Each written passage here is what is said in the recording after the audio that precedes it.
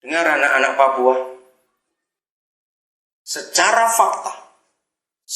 fakta, pendatang itu lebih berhasil daripada anak Papua sendiri. Betul atau tidak? Kalau saudara mengakui ini suatu hal yang betul, berarti ada yang salah. Kalau Dominican pernah berkata, barang siapa menabur di tanah ini akan diberkati akan berlipat kali ganda. Itu maksudnya yang punya tanah harus lebih hebat daripada yang menabur. Betul tidak? Kalau tanahnya jadi taburi bisa begitu hebat, harusnya yang punya tanah lebih hebat. Saya pernah menyusuri pantai dari Manokwari sampai ke Nabire, pakai promotor. Saudara, di setiap tempat yang kami berhenti bersama Bapak Duwiri, waktu itu kepala Pensip Nabire, setiap kampung yang kami jumpai hanya melihat wajah kemiskinan. Rumah-rumah rakyat masyarakat yang sangat jelek, bukan cuma sederhana. Setiap kampung yang kami singgahi, saya pasti bertanya dua hal. Ada pendeta tidak di sini? Saya hitung kira-kira 12 kampung, kurang lebih saya lupa yang kami lewat. Gedung gereja bagus, luar biasa, dan semuanya GKI waktu itu. Ternyata tidak ada satupun pendeta. Bahkan 90% dari jemaat-jemaat itu, saudara, mereka melakukan perjamuan kudus itu 4 tahun sekali, 5 tahun sekali. Saya tanya kenapa? Karena tidak ada pendeta yang datang. 2 kecamatan yang kami lewati, gak ada camatnya.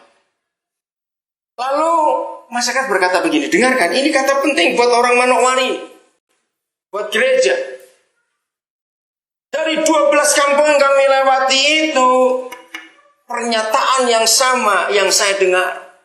Pak, orang-orang Buton lebih rajin mengunjungi kami daripada pendeta kami ataupun camat kami. Orang Buton. Dengan perahu-perahu kecil, saya tahu orang Buton bukan? Hebat sekali. Bawa dagangan-dagangan itu, mereka lebih rajin.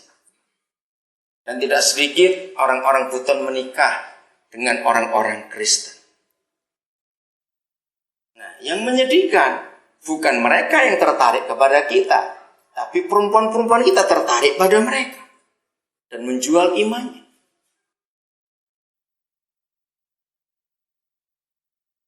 Maka itu kalau tahun depan 3 bulan lagi gereja merayakan 155 tahun, tolong para majelis beritahu jangan pesta, harusnya kita menangis. Betul tidak? Harusnya kita menangis. Apa artinya kita peringati Injil kalau Injil tidak pernah memerdekakan kita? Lagi sekali ayat ini kita harus imani. Tolong semua anak-anak yang mendengar firman ini. Kalau kita hidup takut akan Tuhan dan hidup benar di hadapan Tuhan, apapun yang kita tabur, asal benih hidup, nggak perlu kualitas apa, tanahnya pun tidak perlu. Yang penting ada berkat Yahweh di situ. Maka kita akan menabur dalam tahun itu 100 kali lipat. Ayat 13, belum selesai, ini luar biasa. Dengar, anak-anak Papua kan harus simpan firman ini. Tolong para pejabat, para yang berwenang, majelis, pendeta-pendeta, sampaikan kebenaran ini. Kapan ini terjadi dengan kita? Dan orang itu, siapa orang itu di sini? Ishak.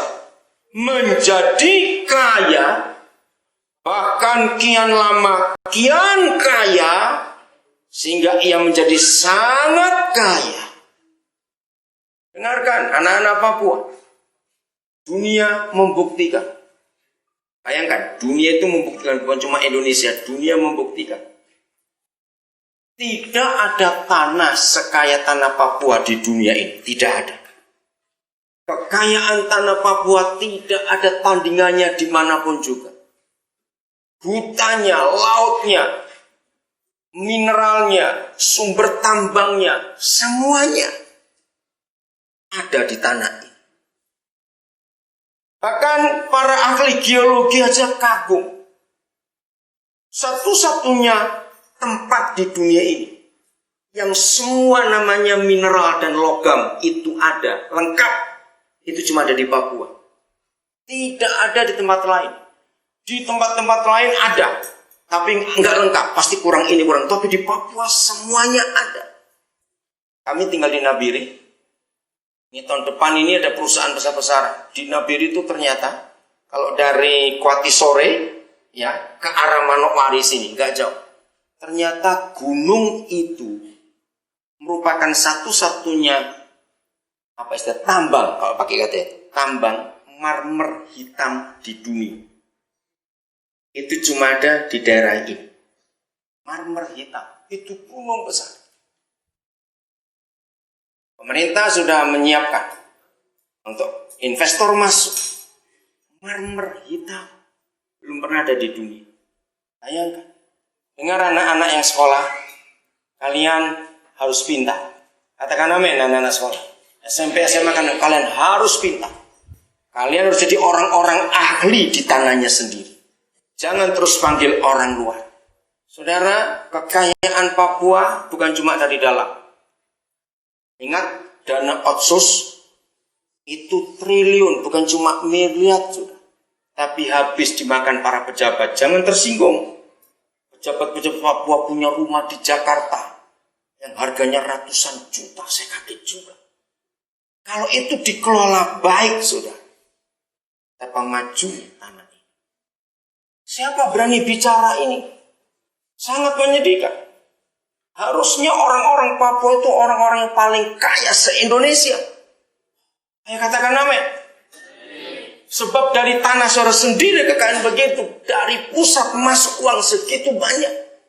Tapi ingat, setan lebih menang daripada Injil di tanah ini. Kalau tadi saya berkata Suanggi untuk daerah ini, kita lihat penyakit. Kalau dulu orang takut dengan malaria, sekarang malaria kecil. Kenapa? Karena agent TBC lebih gila lagi daripada malaria.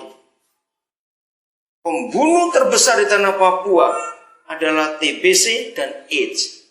Malaria sudah turun sekarang. Dengar anak-anak muda, hidupmu dalam bahaya. TBC dan AIDS luar biasa di tanah Kristen. Siapa yang mau memberantas ini? Kalau gereja tidak berani bicara ini, menegaskan dana otonomi khusus itu mengerikan jumlahnya. Kalau toh itu dipakai 40% saja, wajah Papua sudah berubah. Sekarang dalam catatan yang saya pernah tahu, dana otonomi khusus itu yang dipakai ke dalam pemerintah Papua sendiri itu nggak sampai 20%. 80% itu keluar dan dikorupsi. Bayangkan. Triliun itu.